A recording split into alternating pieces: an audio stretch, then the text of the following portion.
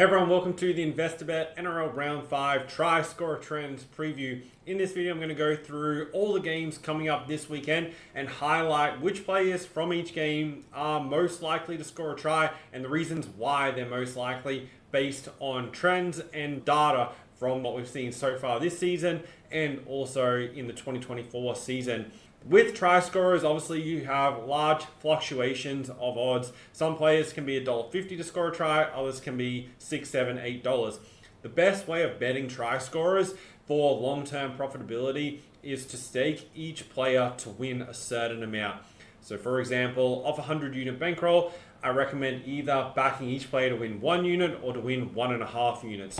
That means if 1 unit is equal to, say, $50 for you, then back that player to win $50 profit. If a unit is $100, back each player to win $100. Therefore, your stake is going to change depending if it's $1.80 or a $3 odds bet. This way, when the player who is likely to score scores, you're winning the same amount compared to a player who's less likely to score and you don't need to risk as much. It definitely would avoid putting the same amount across all players. Obviously, that'll be good if that real outsider does get across for a try. That'll be perfect, but more often than not, it's the players most likely to score that'll score the tries for you, and by doing it this way, you're setting yourselves up for more consistent profit over the long term as opposed to just bigger wins here and there.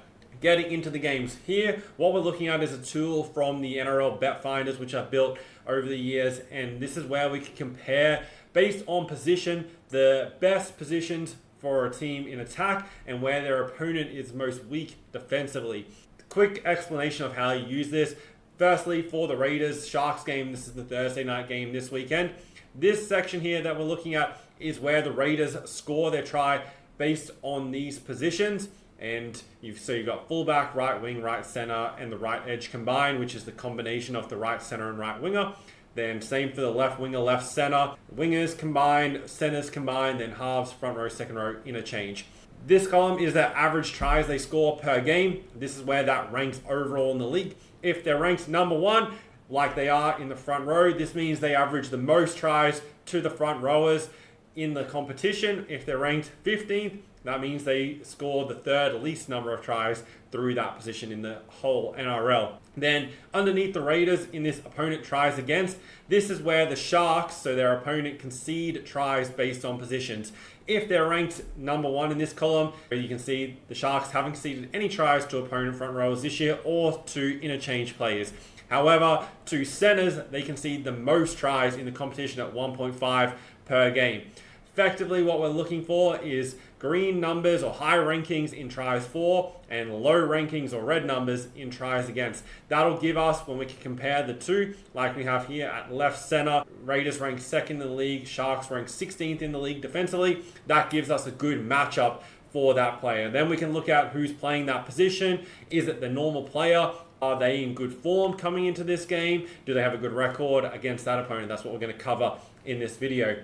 So firstly, for the Raiders, there's one player that I have highlighted. I have 22 players shortlisted for the games this weekend. The games later on the Saturday and Sunday, or the early game on Sunday, are my preferred betting games or for try scorers this weekend. But there are a few players through here that I think could be definitely worthwhile backing out, make a decision closer to game time. If they're players I definitely want to back, but all this information is in the NRL Best Bets membership, which is linked in the description. That's where all these tools, you can use them for yourself. But for this game, for the Raiders, I've already kind of spoken about it, but at left center, you have Sebastian Kris, who the Sharks concede the second most tries to that position. And so far this season, the opponent left center has scored in the past 3 games against the Sharks. Sebastian Kris has scored in 2 of the 4 games so far this season. And if we look at his overall record, I'll quickly get it highlighted here. He scored in round 1 where he scored a double against the Warriors, and then also in round 3 against the Manly Seagulls. He's currently paying $3.50, which I don't think is too bad of a price for him to score a try in this game. He hasn't scored in the past 4 against the Sharks, which is a little bit of a concern. The other thing that makes me just unsure, like the caveat to the fact that Sharks don't defend this position very well, Xavier Savage did miss a game a couple of weeks ago, and the Raiders would probably look towards more targeting his side of the field, especially the fact that Kale Iro is out for the Sharks, who defends at left center.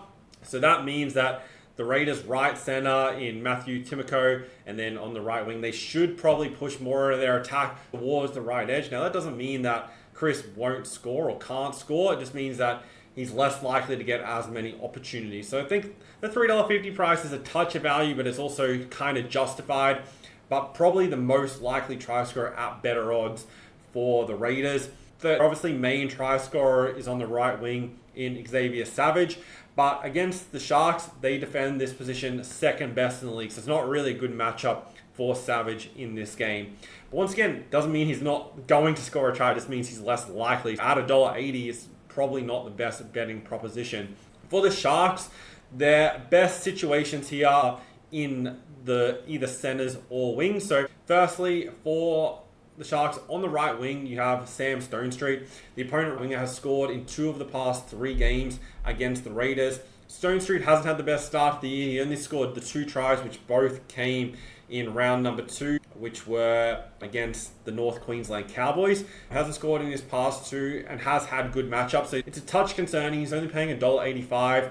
On the right wing there, it's not like a great matchup, but it's a solid enough matchup. And with Iro out on that left side, the Sharks may look to target the right edge a little bit more. I think if you are thinking that Sharks will go that way slightly more, you could definitely look at Briton Nikora for the Sharks. He's paying $2.85. He's scored a try in 3 of the 4 games so far this season. Just didn't score last week when the Sharks only got the 1 try against the Bulldogs, and he has scored in 2 of the past 3 against the Raiders, so that's a very good record against them. Wouldn't be surprised at all if he crosses for a try. The Sharks do push a bit more play towards that right-hand side of the field. It's definitely a good matchup for him, and I'd rather back him at $2.85 than Stonestreet at $1.85. Over on the left wing, it's a very good matchup for Ronaldo Malalo for the Sharks. He hasn't been in great form so far this season, just the 1 try, but has scored 4 tries across his past 4 games against the Raiders, including a try in 3 of the past 4. Didn't score in the matchup in round 8 last season where the Sharks won 40-0. But so far this season, the Raiders concede the second most tries to opponent left wingers, and the left winger has scored in 3 of the 4 games against them so far this year. So I think for Mulatalo, it's definitely a good matchup. Him and Briton Nikora would be my 2 most confident picks out of this game. Friday night, first game, Panthers versus Cowboys. Panthers big favorites for this game, expected to win fairly comfortably with Cleary back into the side. For the Panthers, they've been doing a lot of their scoring through the wingers. You can see averaging 2.25 tries a game so far this season, which is number 1 in the league. And against the Cowboys, who ranked 13th defensively to that position, it's a good situation for Paul Alamotti and Casey McLean, who are your wingers for the Panthers in this matchup with Brian Toho injured.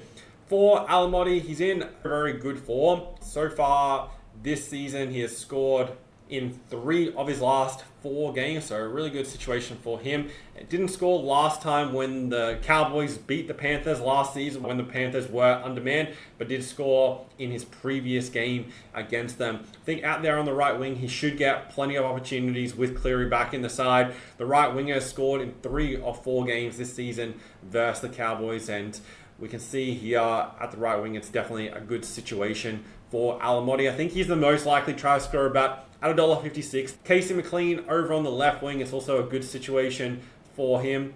The opponent left winger scored in the last 3 games against the Cowboys. McLean scored in his past 2 and only had the 1 game against the Cowboys, which was that 16-6 game last season, and he didn't score a try. For the wingers here, McLean's paying $1.65. I probably wouldn't back both of them individually. I think the best way to play this is either to pick one of those 2 that you prefer the most, or back them to score 2+ tries combined. One of those 2 options is probably the better way of playing it, as one of them could cross for a double, or they could get 1 try each, but you're not risking as much by backing 2 players at that $1.60 kind of price range. I definitely wouldn't recommend doing that. If you are betting try scorers, try not to have too many at too short odds, especially in a single game. For the Panthers as well, on the second row, the Cowboys concede the most tries to opponent second rowers. The second rower has scored in 3 of the past 4 games against the Cowboys, 5 total tries. Now, obviously with second rowers, you have the 2 second rowers and the lock. That's how I combine it. So you have 3 players to choose from. But for the Panthers, in the second row, you have Isaiah Yeo, who's playing his 250th game. He scored 1 try so far this season, which was in their opening game against the Sharks. And he's paying $8 to score a try, which I definitely think there's value in that for him to score a try. Even though he hasn't scored against the Cowboys in the past 3 games, he did score in 2 of the past 5 against them. So it's not unknown for him to score. And at this kind of price range, like $8 for a try scorer is kind of like looking at somebody who's extremely unlikely to score a try. But there's a lot of positives for him. Not only it's a good matchup, it's a milestone game. He has fairly good history against this side, and Cowboys is leaking tries to the second rowers when they can crash over near the post. And I think Isaiah Yeo will go close at least 2 or 3 times in this game, and hopefully he could barge over for a try. And $8, definitely not the worst. The longest selection, but definitely would have him priced more so around the $4.55 mark, to be honest, in this game. For the Cowboys, at fullback is probably their best situation. So Scott Drinkwater, he's paying $3 to score a try. The Cowboys rank 2nd in the league through this position. For Drinkwater to score a try, he has scored so far this season 2 tries in the opening 2 games against Manly and the Sharks. Didn't score against the Broncos or Raiders in the past, but will be keen to get some opportunities here against the Panthers. The fullback has scored in the past 2 games against them, so I think it's a pretty good situation for Drinkwater. At $3, I'd only consider it as a small play if I was to back it. I definitely prefer the wings and for the Panthers, and also Yeo in the second row. Next game, we have the Rabbitohs versus Roosters. Rabbitohs, small favourites for this game. We have a total for this matchup of 49.5, so right around that 50 mark. There's kind of 2 ways you could look at this game. Is it going to be high scoring or is it going to be low scoring? There's pros and cons for both.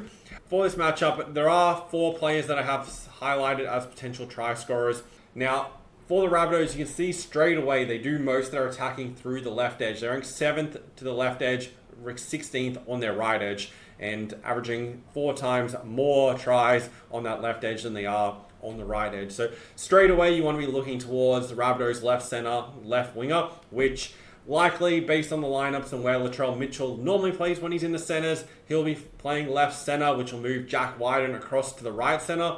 And then Isaiah Tass, with Johnston out, looks likely to be playing left center.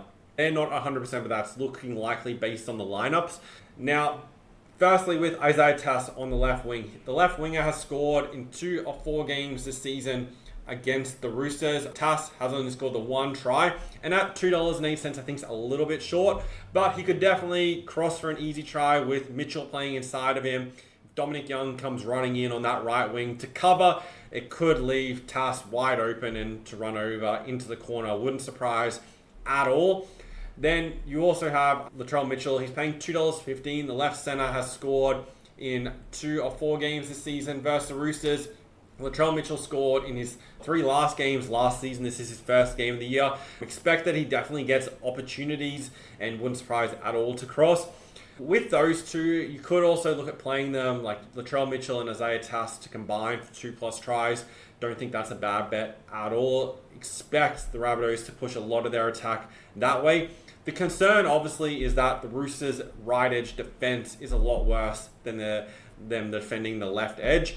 So it's not like an absolute ideal matchup. I'd be more confident if these numbers here were the opposite way around.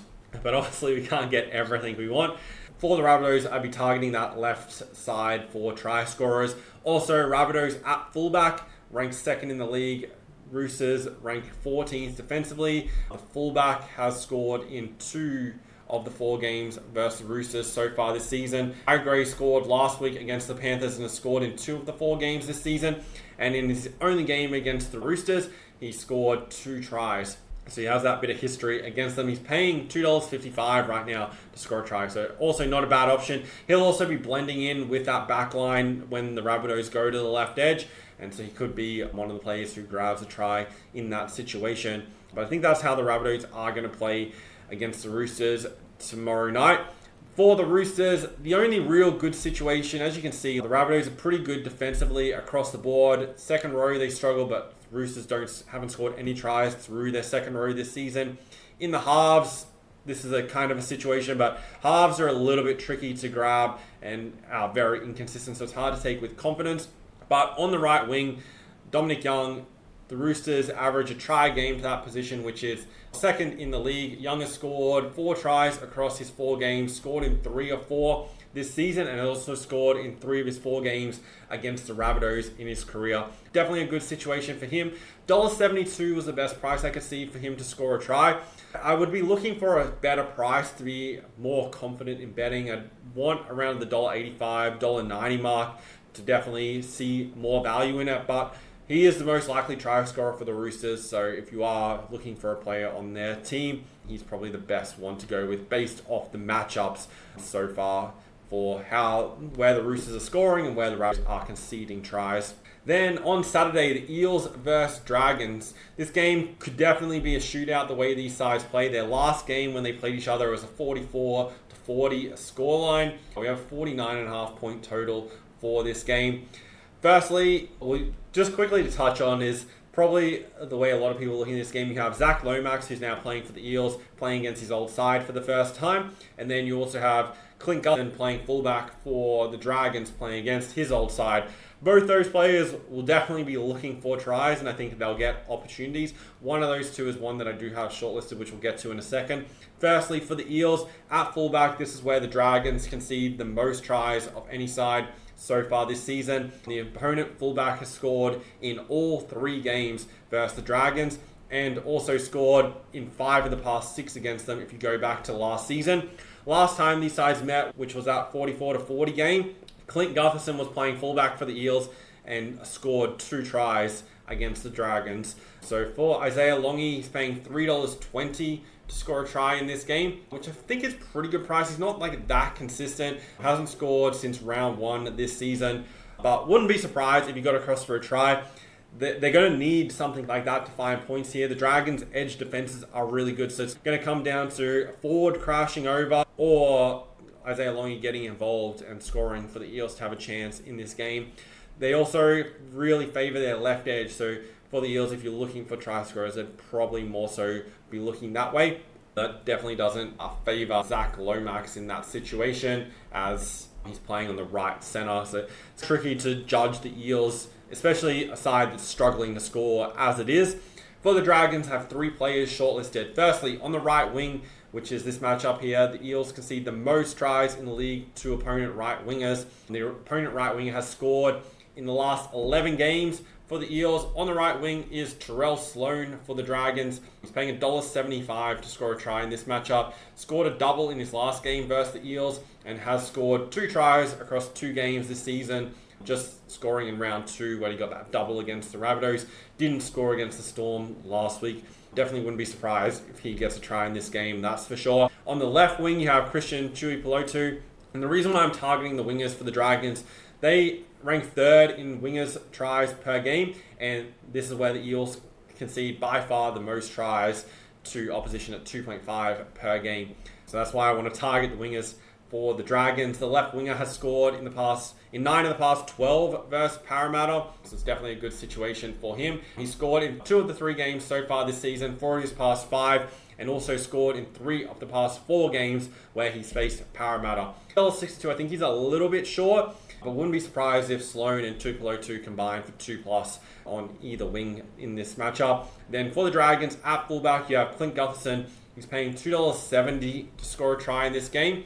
Hasn't scored yet for his new club, so firstly he'll be keen to get a try in Dragons colours, but even more importantly against his old side, and I think this is a very good situation for him to score a try in this game. Eels, so far, the opponent fullback has scored in 6 of the past 11 against them, so it's a good opportunity, and I think he'll be wanting plenty of the ball, not only in the game, but also when close to the line. Next game on Saturday, we have the Titans versus Dolphins. This matchup, we've got a current total points line of 53.5. So this is expected to be the highest scoring game of the round, even though Dolphins are one of the worst attacking sides so far this season, which is definitely interesting, I guess. Firstly, for this game, I've only highlighted 2 players, both of them on the Titans side, both of them on the right edge. You can see the Titans' right edge ranks 6th overall in the league, going against the Dolphins defending this position, which ranks 15th. And their left edge, I think they're just going to go more so towards the right edge consistently in this game. And the Dolphins defend that opposite side of the field better than they do this side. So I think it plays perfectly into the hands of the right center, Philip Sami, and the right winger, Jojo Fifita, to cross the tries in this game for the Titans. Firstly, Fifita, the opponent winger, has scored in 3 of 4 games versus the Dolphins, total of 5 tries so far this season. Fifita himself has scored in 2 of the 3 games so far this year, and against the Dolphins is yet to score, but should get more opportunities now playing in a game without the Titans heavily going towards the opposite side of the field. And he's paying $1.98 to score a try, so definitely a strong potential bet in this game. Then you also have Philip Sami, who's paying $2.25. The right center against the Dolphins has scored in 2 of the last 3 games. He's paying $2.25, which I think is pretty good value. He scored 3 tries against the Dolphins, scored in 2 of his past 3 games against them. So all real strong options there for the Titans. I think one of those 2, if not both of them, will get tries in this game, especially with the issues on that side of the field for the Dolphins. And the last game on Saturday, the Broncos, huge favourites here against the Tigers without Jerome Luai, minus 16.5, 52.5 point total for this game. Another one expected to be pretty high scoring. Thing I want to say for this game is the Titans are extremely good at limiting points from the right winger, right centre, and fullback for the opponent. They haven't conceded any tries through any of those positions so far this season, but teams have had success through their left edge players, which is the right side defense for the Tigers, particularly at the left wing where they rank 12th in the league. And Broncos ranked 2nd here. So Jesse Arthur's out on that left wing for the Broncos. Has been in pretty hot form to start the season so far. Didn't score last week, but has scored a total of 5 tries already this season. He'll get plenty of opportunities. Broncos should push towards that left side. There's no real major use going towards the right edge constantly. That doesn't mean they're not going to do it. We saw that a couple of weeks ago in the Broncos game, constantly going to the opposite side of the field where their opponent was weak on the other side, which almost cost them the game in doing that. But with the Broncos, I think they should target the left side. Arthurs is paying about $1.50 to score, which there's not a great deal of value in that price, but he could definitely cross for a double in this game, so something to consider. Tigers have conceded 5 tries to the opponent left winger and left center combined, and no tries to the right winger or right center. So Broncos, it makes sense for them to go towards their left edge. The left winger has scored in 3 of the 4 games versus Tigers so far this season. And yeah, wouldn't be surprised at all for Arthurs to cross for at least 1, if not 2 tries. Also for the Broncos, you could look at the halves. Ben Hunt and Adam Reynolds. Hunt's paying $3.90. Adam Reynolds paying $4.25. The opponent, halfback of 5'8", have scored in 3 of the 4 games versus Tigers. Neither of these players are very consistent at scoring tries, so you got to keep that in mind. Reynolds has scored the 1 try this season, so has Ben Hunt. Ben Hunt didn't score in his last game versus Tigers when playing for the Dragons. So you have that. Reynolds hasn't scored in the past 5 versus West Tigers. So of the 2, probably lean slightly towards Hunt. You could back either one of those 2 players to score a try, but the odds would definitely be getting a little bit too short in that situation. I'd probably back Ben Hunt to score, but of the 2 around that $3.90 price. Then on Sunday, the Seagulls against the Melbourne Storm. No Boyvich for Manly, so Lehigh Hopewati goes to fullback. This is important because what that means is Manly are playing Clayton Falolo on the left wing, so this should tell us that Manly will go more so towards their right edge. Now, already this season, they're heavily favouring the right edge. They rank number 1 in the league compared to 16th on the left edge. Now, without Hopewati on that left edge as well, should favour this right side even more. And so on the right wing, it's a good matchup for Jason Saab. The Seagulls ranked 5th in the league, and defensively, Melbourne ranked 12th defending right wingers. So for Jason Saab, so far this season. He scored a try in 3 of the 4 games, just missing in the matchup against Canberra. Hasn't scored in the past 2 versus Storm, but scored in 3 of the past 5 and a total of 5 tries during that time. I think he'll definitely get opportunities in this game. Would prefer Trbojevic to be in the side because those two link up with line breaks down that right edge really well, but obviously that's not the case. But yeah, I think for Manly, Jason Saab is truly the most likely try scorer. You also have Ruben Garrick at right centre, but the Storm haven't conceded a try to the right centre so far this season, and I think the winger in Saab is definitely the better option. And then for the Melbourne Storm, at fullback, Ryan Papenhuyzen. They rank number 1 in tries to the fullback so far this season. Papenhuyzen has scored in all 3 games so far. 2 in the opener against Parramatta, 1 against Panthers, 1 against the Dragons, and the Storm's only try last week. Against Manly, he scored 4 tries in his past 2 games against them. He's paying $1.91 to score a try. Those 2 games against Manly were back in 2022 and 2021. He hasn't played in the recent matchups against the Seagulls. He has also scored 4 tries scored in 4 of his past 5 games overall. The only miss was the grand final. So in very good try scoring form. He's the most likely try scorer for the Storm. Back playing in better conditions this week compared to last week against the Dragons as well. Should get plenty of opportunities. Manly defend the edges pretty good, so it's going to rely on Papenhuyzen getting involved. There's still the question mark on whether Jerome Hughes plays in this game. If he is out, then that makes Papenhuyzen's role even more important in this game. And then the last matchup is the Bulldogs versus Knights. Now, I spoke about in the betting trends preview, I think it's going to be a low-scoring game. So it's the one game I'm definitely not keen on taking any try scorers, especially with like Bulldogs missing key players, but also the fact that you can see here in the back lines, like Knights are number 1 at defending centers and wingers. Bulldogs not quite as good, but they've really stepped up their defense the past 2 weeks, which they're going to need to do to keep winning games without Matt Burton in the side. They're not going to really be able to rely on shootouts.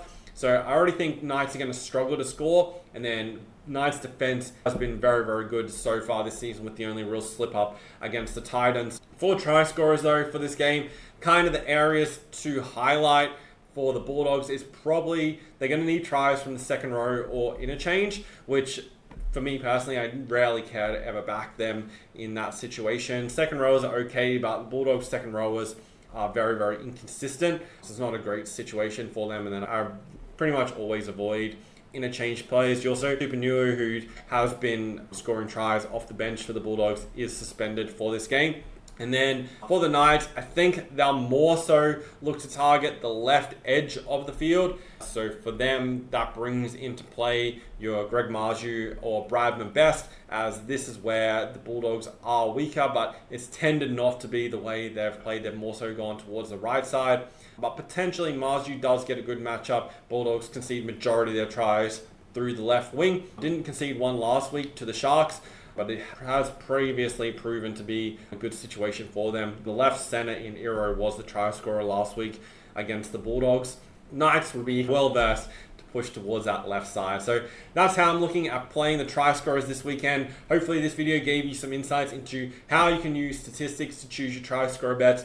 I built the bet finders to make it super easy to analyze these situations, where straight away looking at, you can see like the fullback, where they rank and where the defense ranks. So you're not trying to compare random numbers from different places where it then gets confusing and you think just stuff it, I'll just pick who I think is going to score a try. You obviously want to go with how you're seeing teams play in games as well, and which players are getting involved and that kind of thing, but also pairing with data allows you to make stronger and more confident betting decisions. So when you're placing your bets and you're outlaying money, you're able to be confident in that decision you're making, as opposed to just hoping for the best and hoping that it works out. This is just one of about 20 to 25 different tools I use to analyze NRL games. If you want to check it all out, go to the link in the description, go to the bet finders and the best bets, where you can view all these tools for yourself and also get additional previews and see everything I'm betting and that entire strategy. Thanks guys for watching. Good luck with your bets this weekend, and stay tuned for more NRL videos throughout the season.